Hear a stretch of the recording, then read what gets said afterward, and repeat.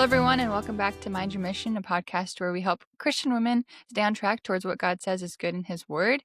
Today, we are going to be talking about things that we are doing to spiritually prepare for labor. But before we do that, we're just going to give you a little life update. Liz, how are you doing? You have 3 more days of work. You just got back from, well, not just, but you last weekend had a friend's wedding. How was all that travel?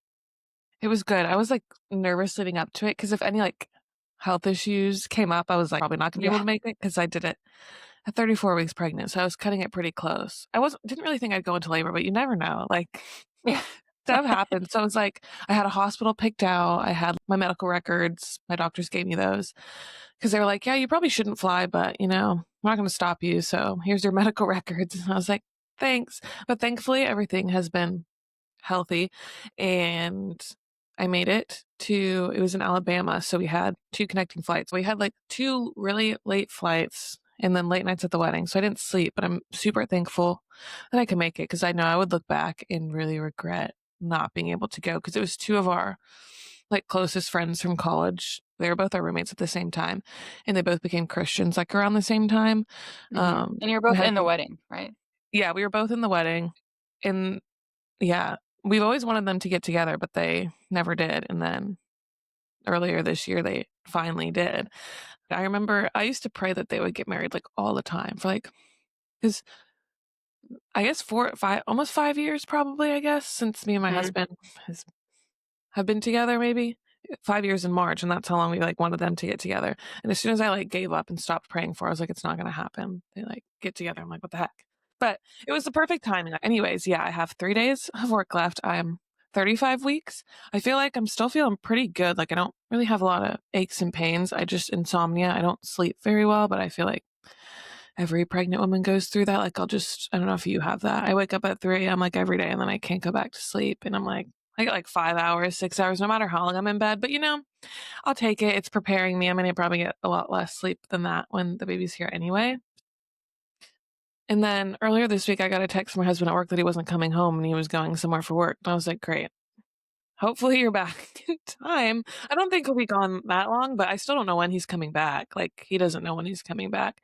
So my husband's not here. I'm 35 weeks pregnant. So I'm really hoping. I mean, I'll probably go late. There's really no use in worrying, but I could go into labor. So I'm like, well, I have someone at work that I'm going to call to take me to the hospital if he's not back. And I have a doula. So she'll be there with me. So I'm not too worried about it. I think he'll be back, but it was just funny. I wasn't even I don't know, I was just laughed about it. I thought it was funny. I was Yeah. like, of course. Of Yeah. course this will Yep. happen. Of course, yeah. So I did get kind of upset about it, but once he left, because he hasn't been here much since I was 20 weeks pregnant. He's been gone a lot, and when he has been here, I feel like we've been so busy. We've not really been able to spend time with each other. So I was so excited to come back from the wedding. Then we get to spend time with each other for the last time. So that was a little upsetting, but I just was reminded that even if he's not here, I have the Lord, and I was just reminded of the Lord's presence, which was super comforting, that I don't need to be fearful of anything. And sometimes I can get worried about what he's doing, but I just had to remember that the Lord's presence is with him too, and will protect him. So I'm thankful for the Lord's presence because I feel like that has really kept me grounded. Yeah. It's kind of funny, being military, you just embrace it. And when you sent me the text, I wasn't surprised and I kind of laughed too. But it would be nice to have your husband there when you give birth. And it would be nice, like you're saying, to have those last few weeks without a baby in your arms with your husband, just because it's the last time, just the two of you. Not that you lose that time necessarily once the baby's born, but yeah, it would be nice, but I'm glad that your heart is in the right place and that you're kind of surrendering to that. I think you learn through and through in the military that anything can happen at any point. But yeah, that's kind of my life update. I'm just chugging along. Hopefully, I have some time before the baby comes. You're closer than me, though. How are you feeling? Yeah. Babies come I anytime. whew, I hit 37 on Wednesday and I was like, "Wait, hold on." Wait, that means she can actually come at any time. which is pretty crazy. It's been nice having time off of work. The first week, I knew it was gonna be an adjustment, and it's been easier than I expected, honestly, but the first week was a bit tough because physically, toddler life is more demanding. Well, I'll say physically, spiritually, and emotionally, toddler life is more demanding than work. Like, yeah, maybe work is more demanding mentally, but in all the other ways, being home takes a toll, and so I've had to just learn not only how to be a stay-at-home mom and figure out our rhythms, like when we get out of the house and when we do certain activities and when I prep for lunch and all these different things, but also how to manage that while, you know, big pregnant because energy is slim and by the end of the day, that first week I was physically so exhausted and needed to sit down, was having a lot of Braxton Hicks, which is a good thing, but I also was like, man, experiencing more symptoms than I had been. I'm like, okay, I need to figure out a good balance here. So that's been an adjustment, but week 2 was a lot smoother and we wake up, we have some slow morning time, we make breakfast, we listen to worship music, and then we get out of the house and do something every day, whether that's like going to the park or the library or running errands, and then come home. And then I've also had to learn how to use nap time because typically it's like 2 or 3 hours, and so I wanna use it both to be productive, but then also rest, and so just learning how many things I wanna have on my get done list that's realistic, like, learning what is realistic in that time has been a shift, but we're kinda getting in there. I'm figuring it out, and we're getting a rhythm down, and now I'm 37 weeks, and so, like I said, baby could come at any time, and I feel like I'm getting to the end of my to-do list, so I'm feeling more and more ready physically, but I'm excited to talk about just some of the spiritual prep because that's kind of where I'm really focusing and shifting now that I'm actually at that point of could go into labor in 3 days, 3 hours, or 3 weeks. Like it's kind of a weird spot to be, but it's a cool spot because it does require you to kind of let go of your timeline to not have plans, but also make plans that are going to be productive, like to give you things to look forward to. So it's an interesting time, but I think we're in a good spot. So, yeah. I'm excited to hear what you have to say because you've been through labor before and you're a little closer than I am. So, because I like wrote stuff down, but I don't know what labor's like. So, I have less of an idea of how to spiritually prepare, but I'm sure you have a better idea than me. I just have a different idea. Maybe a more Yeah. realistic idea, but also every pregnancy, every birth is so different. So, see if these things, I mean, I know that these things will still apply because they're things that apply to daily life anyway.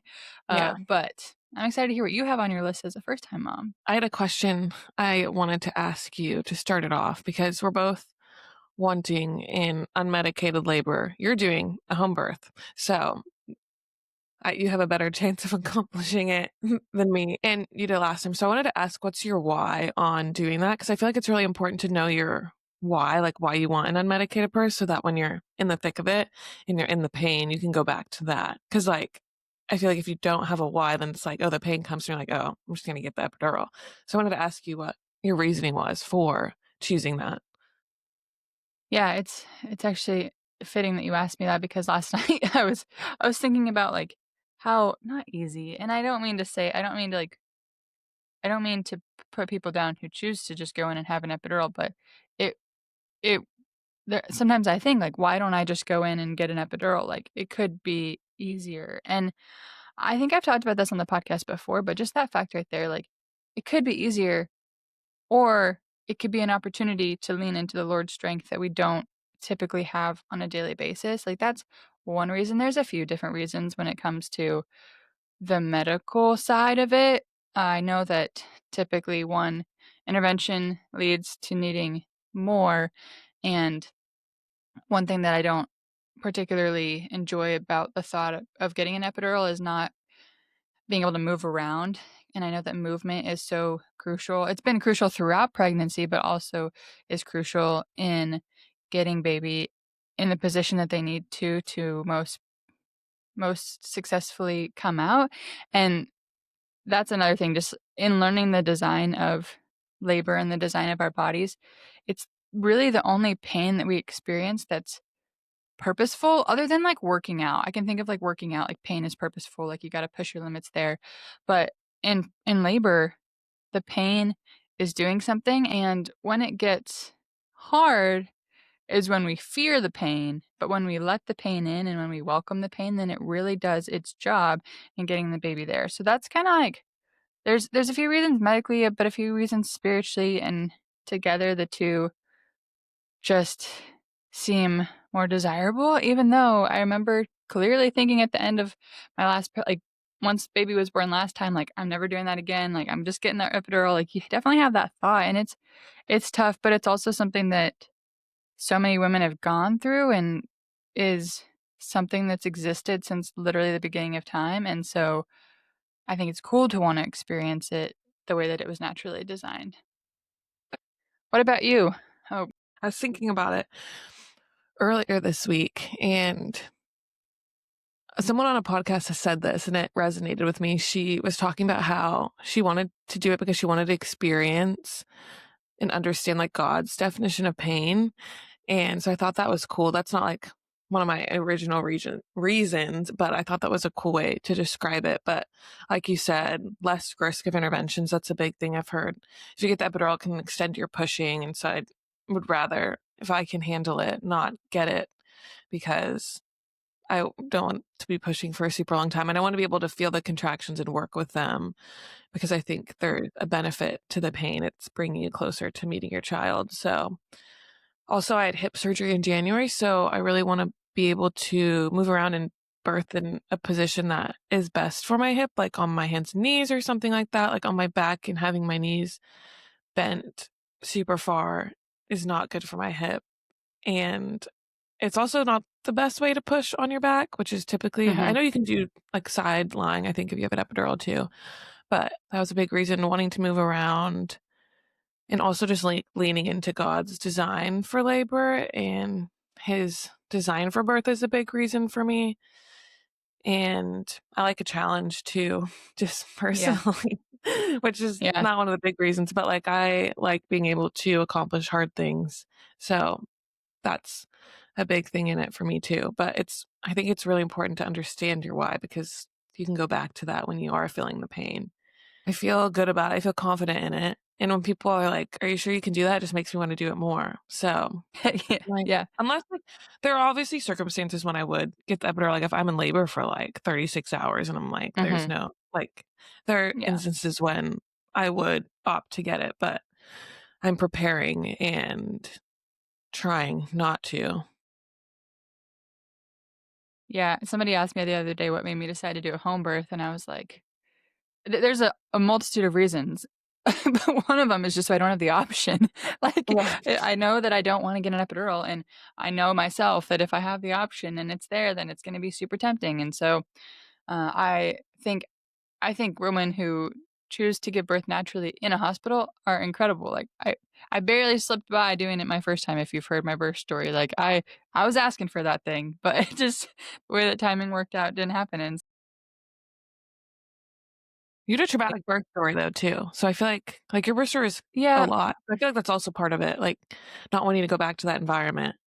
I don't know. yeah, and I originally thought that having a traumatic birth would make me for sure wanna have another birth in a hospital for, like, precaution and everything, but I realized that everything that I was fearing and dreading and trying to arm myself against had to do with the hospital setting instead of and not my body. Like, my body knows what to do, and it's designed to do it well, and I realized that the best chance I had of things going well was if I got the other stuff out of the way and just let my body do what it's designed to do, so, yeah, I am I think excited is a hard word to use as a second-time mom when you know the sensation and the feeling, but I I know how much it shaped me and changed me and forced me to surrender, and that's actually I'll just jump right into the things that I'm doing spiritually to surrender or to prepare because surrender is the biggest thing on my list. It's the top thing that I think of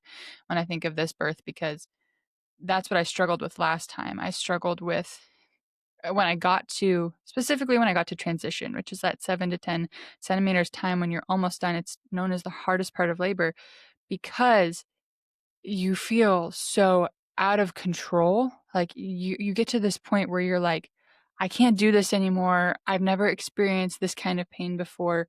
I don't know how much longer I'm gonna have to do this." That's one of the really hard things for me, like, working out or running a race, you know how much more you have to endure, but with labor, you don't know how long it's gonna go, but you do know it's gonna end, so you have to remind yourself that. But I struggled surrendering, and in the hospital setting, I struggled surrendering because I had to surrender to a system that I didn't really trust very well, and so in this home setting, it's really nice because I'm surrendering to my own body. So when your mind doesn't feel in control, your body is in control. I have to, like, remind myself that, but also I'm surrendering to a team and an environment that I do feel comfortable in, and so that's a shift from being in the hospital. And another thing with surrender, and I think it's fitting that we did the little Back to the Basics series, like, I just have to simply remind myself of the gospel.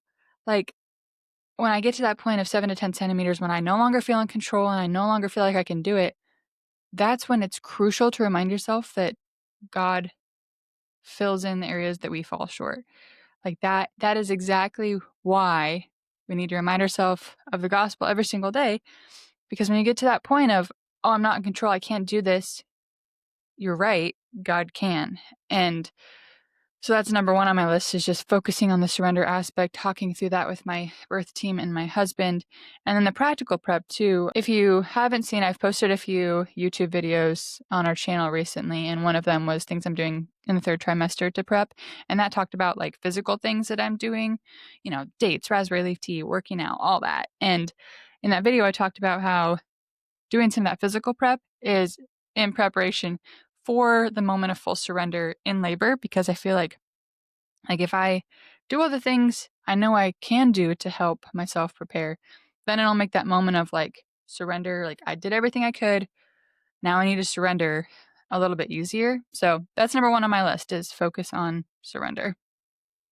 I had something similar, but I wrote like letting go of control because I know I am giving birth in a hospital and I have this birth plan and I want everything to go according to plan, but who knows if it actually will. Like, I really need to hold it with an open hand. But we took a birth class that was super educating on like when you need an intervention and when those are necessary. So knowing those makes me feel more comfortable, but I just want to hold it with an open hand because things might not go according to plan and I don't want to then start to freak out and kind of, you know, spiral. So surrendering for me too, but in the sense of like surrendering my plan to the Lord and letting everything go according to his plan. Because obviously, if an intervention is needed, I want to do it, but I don't want to do any unnecessary interventions. Like, my doctor already was talking about, yeah, so have you thought about your birth plan? Like, what do you think about induction? I'm like, no, I'm not doing that unless I need to. Yeah. Like, if it's medically necessary, Yeah. I will get induced. Or if I'm like 40 over 42 weeks, like, okay, I'll talk about it. But not at this point. I'm 35 weeks and I have nothing that would need an induction. So, I don't know. It's not an ideal situation for me. I'm like, next time, I hopefully I'll have different insurance. I can go where I want. There's a birth center here that I'd want to go to, but at least I have like a doula and I have my husband who knows like our birth plan and he's educated and I know what I want and can say no. So, but yeah, I want to have the birth plan with open hands. But another thing I'm also focusing on, like my number one, is probably eliminating fear because I know fear can cause you to tense up and not relax and can prolong the birth. So I think living without fear is super important. And I feel like I am not fearful of birth at all anymore. I was really fearful my whole life, leading up to getting pregnant. And I've been like kind of fearful in pregnancy, but I really just had to give it to the Lord and pray through that. And I think educating myself also has really helped, like knowing what to expect has helped sort of eliminate that fear. So, like, reading books has really helped, going to the birth class has helped. And I really want to have more of a faith based mindset. And, like you said, rely on the Lord's strength rather than rely on my own and freak out when things go out of my control. So I just need to continue to lean in to prayer during like this preparation time. That way I can not live in this fear mindset because the Lord, He gives us peace. Like He can eliminate all fear. And so I just really want to lean into that because I feel like that can really change your labor. Having sort of like a confident trust in the Lord, not in my own ability, but having confidence in my body to do what it was made to do, but also a confident trust in the Lord as well. Yeah, that goes really closely with my next 2, actually. My next 2 were identify fears and discuss them, and then understand the design. And I talked about this with our little mom Zoom group, a few weeks ago, but a lot of birth courses will talk about identifying fears, and as a Christian, I'm like, "Whatever, I don't need to write down my fears. I'm not afraid of anything. I have the Lord." And that's true, like, do not fear, the Lord is with you. However, it does help physically to write down your fears and talk them through, and because that's when I realized that I was what truly I was afraid of from the traumatic experience of my last birth. I realized I feared feeling out of control and then not knowing who was at that moment, because my birth team was so frantic last time and they didn't know what was going on and they were acting out of control. I didn't feel like I could trust them, and so I got to this point where, like, who is in control? Nobody's in control. I can't trust, and ultimately, I know that the Lord is in control, but it was really hard to remember in that moment, and so pinpointing that fear, because up until now, like, these last 2 years of having a baby, like, I don't know that I could have named that as well as I can now. So really thinking through and naming that and then talking through the remedy to that fear has been so helpful. Like, to my midwives who aren't Christians, that means that they need to remind me that my body's in control and my mind is not, and that they're in control of the room, and remind me that they got it. They're calm. Like, just if they stay calm, even if things are chaotic, like, I will be calm. And then for my doula and my husband who are Christians, this means reminding me that God already has a story written and He knows the exact way and timeline that things will unfold. So just just like identifying that fear has already lifted the burden, and it's allowed discussion and preparation that I wasn't able to get to before I identified that. And then you talked about this, but understanding the design, knowledge truly is power. We are built to birth. That's the course I'm taking. I'm taking the Built to Birth course by Bridget Tyler.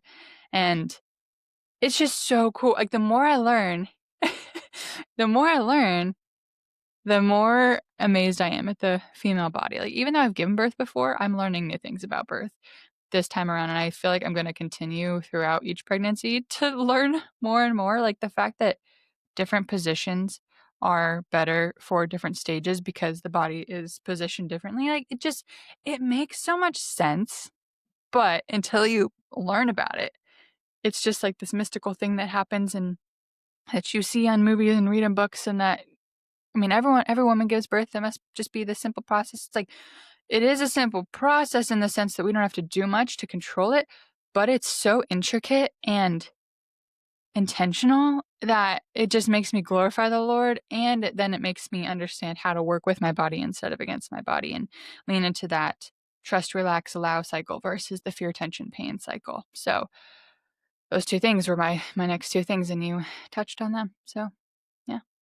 I was really amazed when I heard about the pelvic. We learned that in our birth Yeah, course, like the negative, I don't know, there's different numbers based on what stage you're in labor and like stations. which positions are good to do in those. So that was like knowing that is super helpful and just knowing the purpose of contractions too. Like it's like I think Mhm. the contractions Yeah, are what's dilate. It's like pulling up your I don't yeah, know, uterus and opening your cervix. So just like knowing that and yeah. being like, okay, like these are bringing me closer to being my baby. And another thing that I'm trying to focus on to eliminate fear, they talked about this in a birth book I read. I think it was the Christian hypnobirthing one, but it was talking about, and I think the Ina May talks about this too in her book, but focusing on gratitude, like kind of having that mindset going into labor, because when you do focus on gratitude, it helps eliminate fear and it also releases oxytocin, which is good for labor. And it just gives you something else to focus on, like being grateful, being like, this contraction is bringing me closer to meeting my baby, and being grateful for your husband, being grateful for your doula, being grateful just throughout the whole labor process and just being so excited to meet your baby. I feel like that's something I'm trying to focus on, like gratitude for the Lord for blessing me with this baby and just like focusing on all the good things. I want to write like a list out before that way I Yeah, can like be it's a good reminded idea. of it during labor. Yeah, I had worship on my list, which very closely ties to gratitude because I think, and you'll hear this in all the birth books, like practicing being able to quickly fall into a relaxed, sort of tranced state is important, especially in the later part of labor. And gratitude helps, like, it helps you physically lower your shoulders and unclench your jaw, which unclenches your pelvic floor and all these different things. And that's something that again, specifically with my husband, want, not in a forced way, but want him to help with me point out things that we're grateful for in that moment of maybe not being so grateful for the pain, but there are always so many things that we can reflect on and that we can find good in. So, I also think things that have helped me do this in preparation for labor, like getting into a worshipful state, have been getting outside without any added noise. Like I've tried, especially with Weston, to just go outside and not bring my phone and just like sit there or go for a walk and not bring my phone, which is really hard to do sometimes when I feel like there's so much I want to listen to and ways I want to prepare and all these things. However, when I like focus on my breathing and just relaxing and letting my brain get like letting my brain wander and get through some of the business to the gratitude has been super important for me these last couple weeks. And then you mentioned it, but the Christian hypnobirthing app I've listened to a few times. I listen to it sometimes when I go and get a prenatal massage. It's like a good time to like listen to that track because that track does the exact same thing. It reminds you of the good and the things that God has blessed you with and that God has designed you for. And then listening to worship music has also helped. And I'm not really good at making my own playlists. I just like find playlists and I don't know, God uses whatever music he wants to fit the timing. But I know that like having music on, I like planned to do that in my last birth, but never actually turn music on or put my AirPods in, which I actually like specifically have putting my AirPods in on my birth plan because of the noise cancellation feature. Like I just like if I get in a moment of panic, which I know there will be the moment of panic that I'm preparing for, like I want to have someone remind me like put your headphones in and just go be for a minute, like kind of retreat like the animals do. Go retreat by yourself and just feel for a minute and get in that place of gratitude, that trance state of relaxation. So that's like the worship music is something I plan to use as a tool for that, for those moments of, oh my goodness, can I do this? I don't know. So, and then specifically being in the home, like there's so many things that are really applicable to being in the home, like worshiping and being in prayer in the spots that I know I will labor has been really neat, like in our room and in my bathroom and in the shower and like in my bed. Like there's just spots, even for people who aren't having a home birth. You're going to be ideally laboring at home for quite a while before you go into the hospital. So picking spots around the house, even in the kitchen, like in early labor, like just picking a spot on the counter where you can put your elbows and sway and just like get in that trance state before you actually are in labor, I think will help prepare you for the moment when you are, because you'll be able to go back to that feeling. I have Mhm. similar points too, but I'm working on a worship playlist. It's not done. I could share with you. It just has like worship songs that Yeah. I am like I know and they're kind of more soothing and I'm comfortable with a lot of Sovereign Grace and stuff like that on there. So I can share. I only have like I don't. It's not done though, so it might not be done by the time you go to labor. But also trying to focus on that too, and listening to the songs beforehand too. So like I'm Mhm. not just putting it on when I'm in labor and not worshiping beforehand and kind of preparing my heart beforehand. And a big thing I've been trying to focus on is like my own relationship with God through making sure I'm being intentional about prayer and in my time in the Word because I don't want to be, like, crying and calling upon God in labor, and He's like, You haven't talked to me in weeks." Like, I wanna be walking closely with Him beforehand so that it's more natural to rely on His strength because I think that will make labor easier too, because if you just are like, "Okay, I'm gonna lean into God for the first time during labor," it's not to me, I'm just like, "That's not gonna work for me." Like, I know I'm not gonna do Yeah. that, and so I need to make sure my relationship with God is in a good point before going into Mhm. labor. So that's something I'm trying to focus on as well, and praying over my labor and all of those things. And then you mentioned the Christian hypnobirthing. I read her book, which was good, and then I'll listen to them like when I'm doing like my stretches and birth ball exercises. So I'm hoping to actually use those in labor. And I like Australian accents, and she has an Australian Mhm. accent because I love Yeah. listening. It's really relaxing. So that book and that app hopefully will be helpful. The book was good in, like, learning more about birth and stuff, and then taking an actual birth course kind of added on to that to see practically. So, yeah, those are similar to yours, though. Yeah. A few specifics about prayer.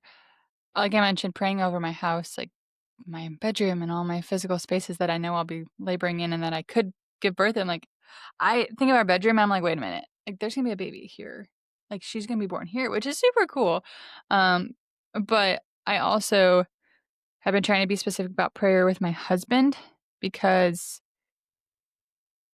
not that we didn't do this last time, but my husband and I, one thing we knew we wanted to focus on more this time around was being a team in labor and not like I didn't want him to be my enemy by any means. Like last time it was he would recommend things and I would just kind of get upset, but because we hadn't like I don't know if we didn't prepare enough, we just didn't know, like we didn't know what we were walking into, so it's kind of hard to prepare, but we really just want to be one united team. We wanted to be one this time around, so we've been trying to pray together in our room where baby's gonna be born more, and then getting really specific with prayers is something that can be scary sometimes because you wonder, well, what if God doesn't answer that prayer? And that's not the reason why we would pray specific prayers. It doesn't have to go exactly the way that we want it to go, and God could, have answered prayers be delayed. Like it could be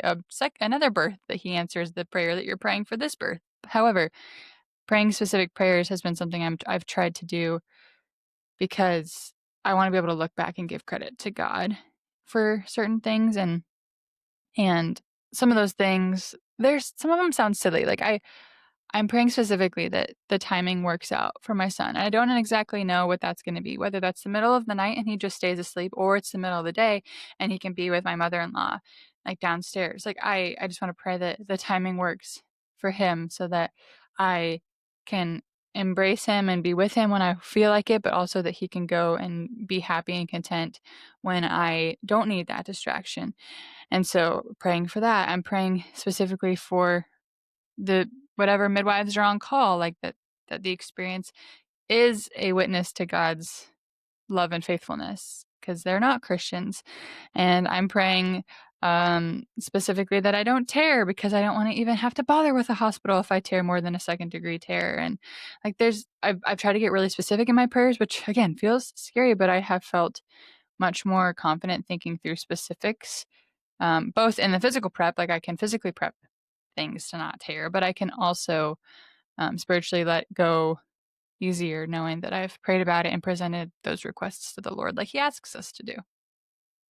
I think that's super important. I need to be more intentional about that, asking for certain things because I he wants us to ask him for things, and I think he wants to be a part of the process. But another thing I have, which I have not been good at, but you sent a verse and I still need to memorize it.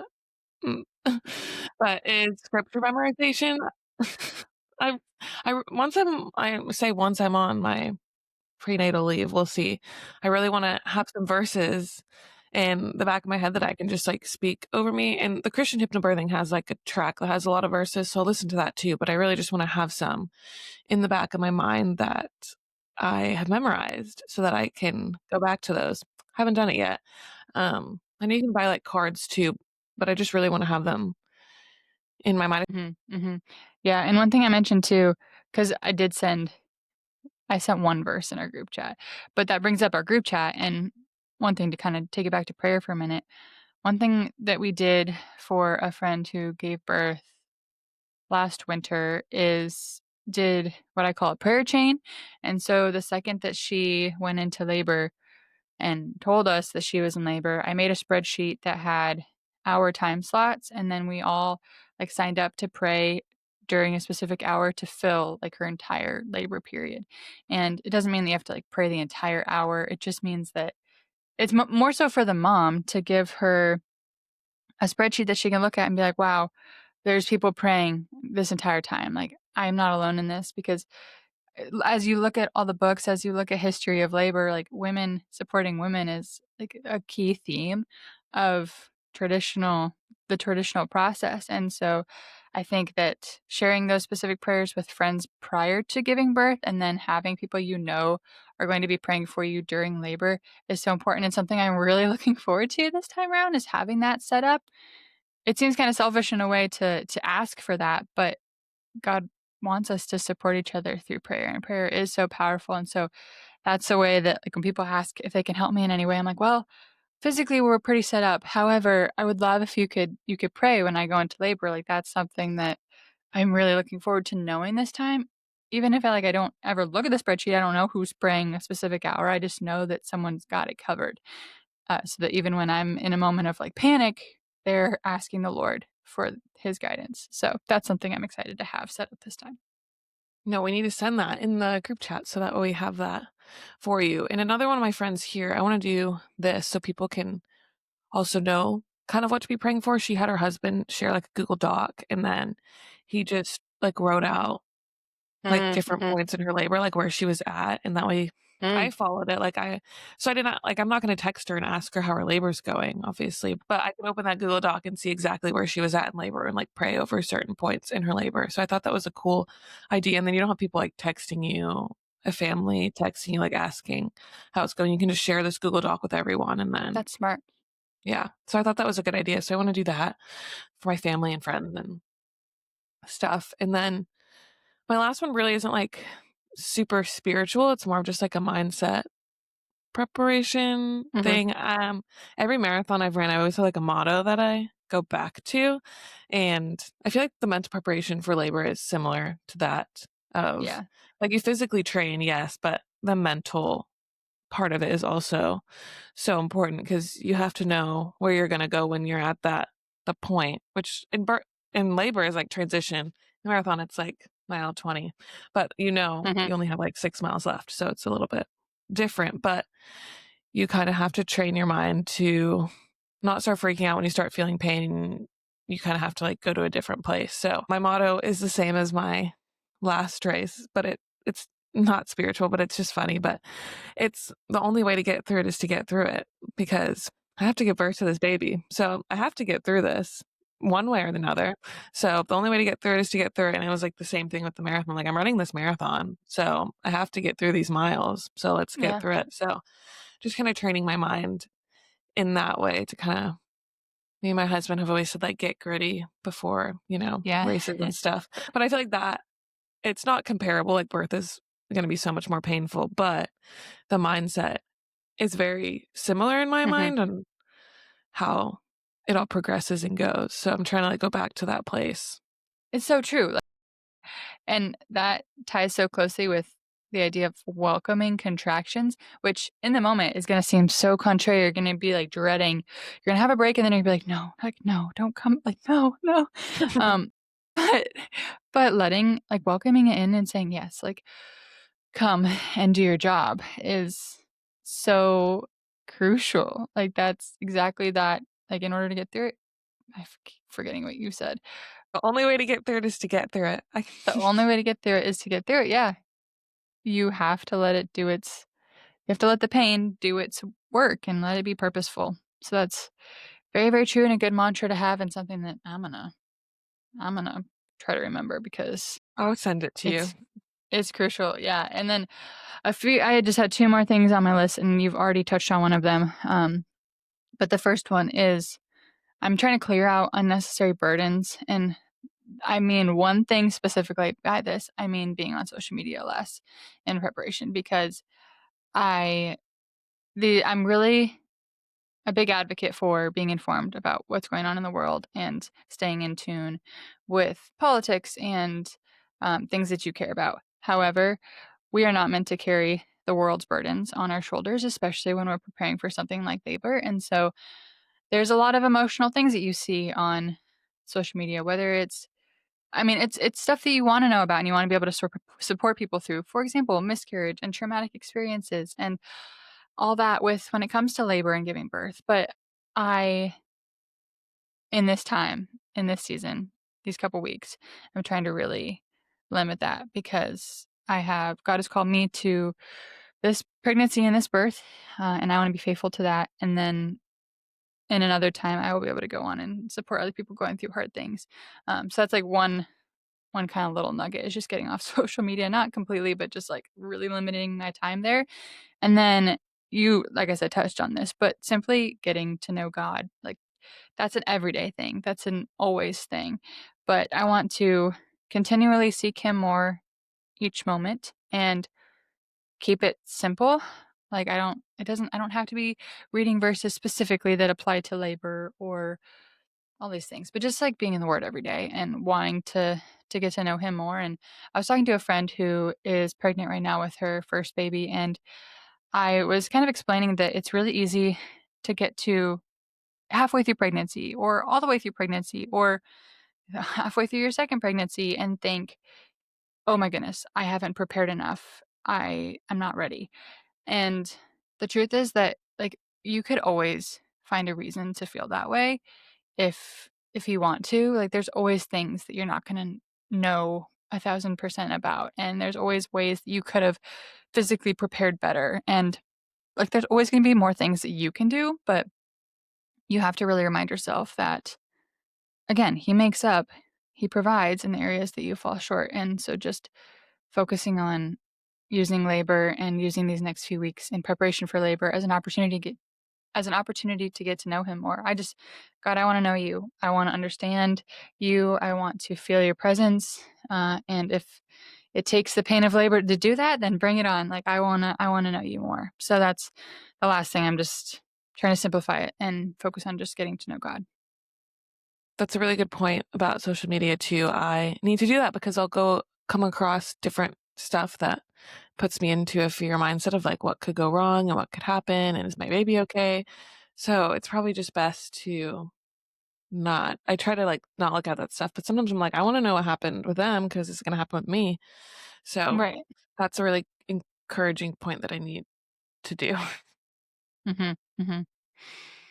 Yeah, there's like I said, there's always things that we could do better, and I'm really grateful that this pregnancy and this preparation time has coincided with yours because it has been a huge blessing to talk through things with you, um, to teach you things even though, like, I feel like you know more than I do and have read more than I do, like, No. I it's been a blessing for me to reflect and to discuss it with you.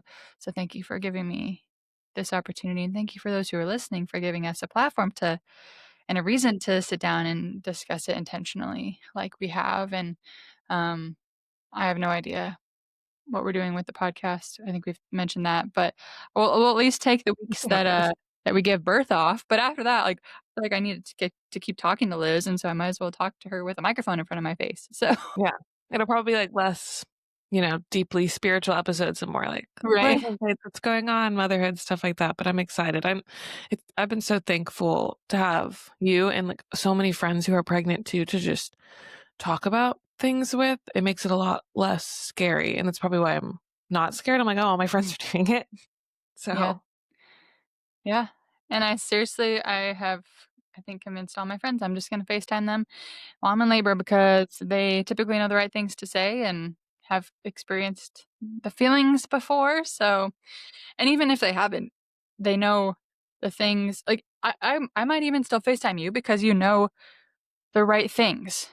Because in the state of labor, you the temptation is to focus on the wrong things, but you'll have a fresh mindset and know the right things to think about. So, Probably be on yeah. prenatal leave, so I probably will be doing nothing. Yeah, yeah, and who knows, you could be really early and I could be really late, and then Both I in did have a labor. dream one time that we were in labor at the same exact time, which is kinda crazy, but between you and Lex We and Nina and all of our friends, it's not out of the realm of possibility for us to have a baby at the same time. I All right. Well, thank you everyone for listening. It has been amazing to, again, have this platform to use as accountability for Liz and I, and hopefully you get something out of it too. And a lot of these tips, they're great for any hard thing that you're going to walk through. And even when you're not walking through hard things, these are great things to think through and to always be in prayer and to always have a reason to not fear and to always remember the gospel are super crucial. So we hope you got something out of it. We love you guys. And this has been Erin and Liz helping you mind your mission.